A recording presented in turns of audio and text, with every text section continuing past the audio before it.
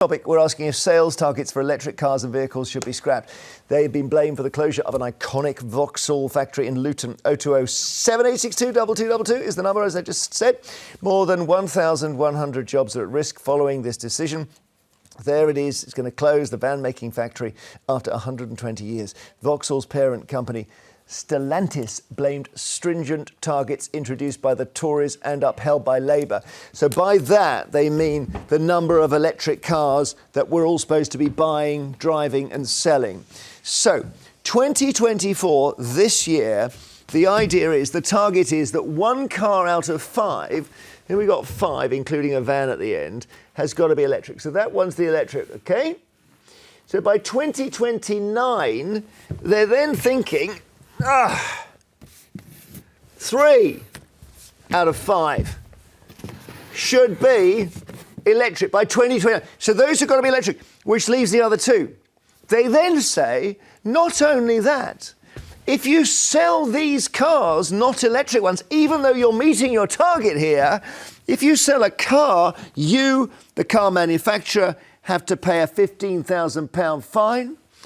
And for each car, that is. And if you sell a van, you, the manufacturer, have to put on an extra £18,000. So let's just put this on here. Here we go. Okay, can't get that on. Right. So 18,000. So you're not only saying 3 out of 5 have to be electric, you're also putting a penalty on for the car and the van that aren't. Now, Labour had been looking to bring in something even more stringent. We're not sure if they will. What do you think, Phil? Brilliant. I mean, you cycled in today. People should be cycling more. Everybody wants something done about climate change because climate change is going to destroy the planet. As soon as anyone does anything about climate change, everybody cries foul and doesn't want it. This is absolutely, it would be insane to stop this. This is brilliant. Well, we need electric cars. But you're thinking of the workers in that factory who were building... I feel sorry for... It's terrible at Christmas that they're losing their jobs. I'm thinking about the 1,100 workers that are going to lose their jobs. I'm thinking about Luton, which completely depends upon the Vauxhall factory for their jobs. I'm also thinking about... This will wreck car manufacturing in this country if the government pursues this lunatic time frame. It's crazy.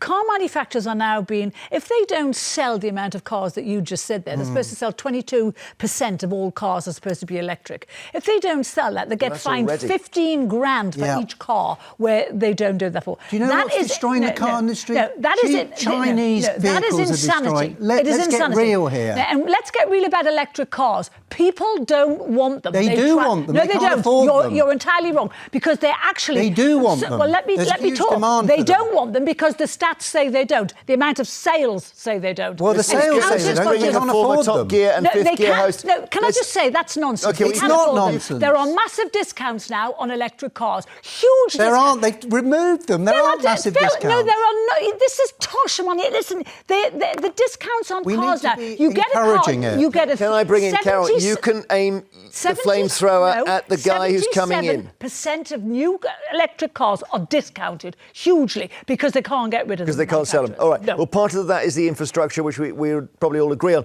isn't there yet. Former Top Gear, fifth gear host, electric car campaigner Quentin Willson. Oh, you've walked into the middle of a fight in a pub here, Quentin. Hello, Quentin. Hello, Quentin.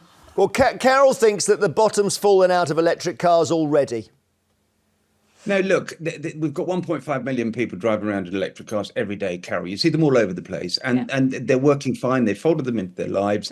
Yes, there are discounts, but there are also discounts, let me finish, on combustion cars, because the market for big ticket purchases is really, really tough with interest rates and everything. So you can't blame this on electric cars. Luton is not closing because of EVs. Luton is closing, and I absolutely agree. Our hearts go out to the 1,100 people there who may lose their jobs. But it's a van factory which exports 70% of their vans abroad, Europe, Germany, France, Italy. You know, those markets are in contraction because of interest rates. So blaming it on EVs is not right. Is it? I was talking to a neighbour, Quentin, the other day, who said he was driving to Devon and, you know, he's in his electric car. He has range anxiety. He stops at a garage to charge it. and he's behind 3 other people, Exactly. and those 3 people combined took an hour and a half to charge their cars. Something's wrong there, isn't it? We need more infrastructure, absolutely, and government needs to help do that because it's private capital that is having to do this.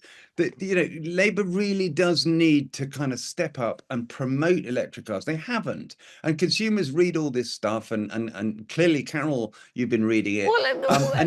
Quentin, I've had an electric car. My husband has had one. He got trapped in it for 3 hours. That's outrageous. He had to charge all the time. How was he trapped in it? Because you can get trapped in other cars. No, it completely locked. The whole system broke down. Right. The car stopped in the middle of the road. He managed to get it to a thing. He was locked in it for 2.5 hours. In fairness, that happened to Scott Mills. Phil, that happened to Scott Mills, who you know, the Radio 2 DJ. He was going on holiday, parked at the airport, couldn't get out of his car, missed his flight. Exactly. Isn't that an argument? Go on, Quentin.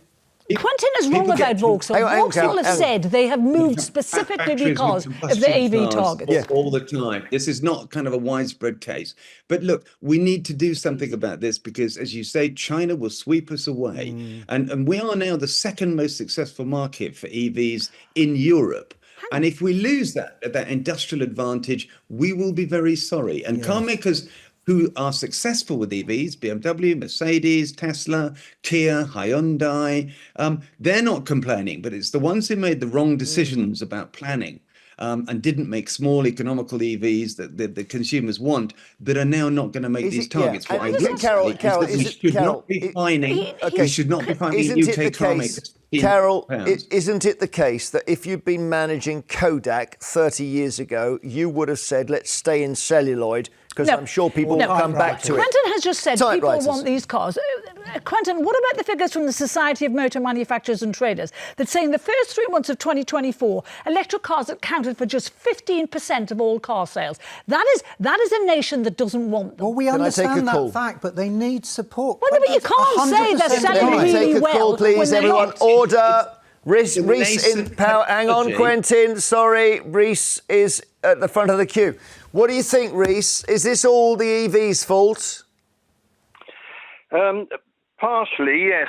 What I'm about to say is that there is an alternative to EVs as a future, which is an internal combustion engine, which we have invented, patented, and produced proof of concept copies of. We've demonstrated it to members of parliament, ministers of the realm, university professors, engineers at all grades. Special type of engine. It's an internal combustion engine that runs on, takes nothing from atmosphere and has zero, as in zero exhaust. And what, just in a word, what are you running on? Vegetable oil? You're freewheeling? What are you doing? No, it runs on hydrogen, oxygen. OK, thank you. That's the future. Water. Rick in London, hi. Hello, good morning. Well, it was until we started this discussion. Yes, all right. Exhausting. Yeah, go on. What do you think? The guy at the end, he doesn't know what he's talking about. We've had electric engines for about 30-odd years. His head's gone down now, Rick. The engines, the electric engines, we've got no infrastructure for them. I think we probably all agree with that. We agree with that. Sorry, Quentin, but I interrupt you. Carry on. So look, the infrastructure point is you talk to anybody who drives an electric car and they will say, actually, the infrastructure works for me. We need more. Government needs to build more, but we've got 70,000 chargers. We're up 50% on infrastructure. Just because this isn't working right now doesn't mean to say we need to scrap the whole thing and go back to burning diesel. And burn the planet, yes. Right, we have to do this. It's air quality in our towns and cities, it's our children, and it's an industrial opportunity for the UK to follow China's lead and be a centre point for electric cars and electric battery manufacture. Thank you so much, Quentin. Thank you. Later, it's the papers and everything else. We'll ask if it's...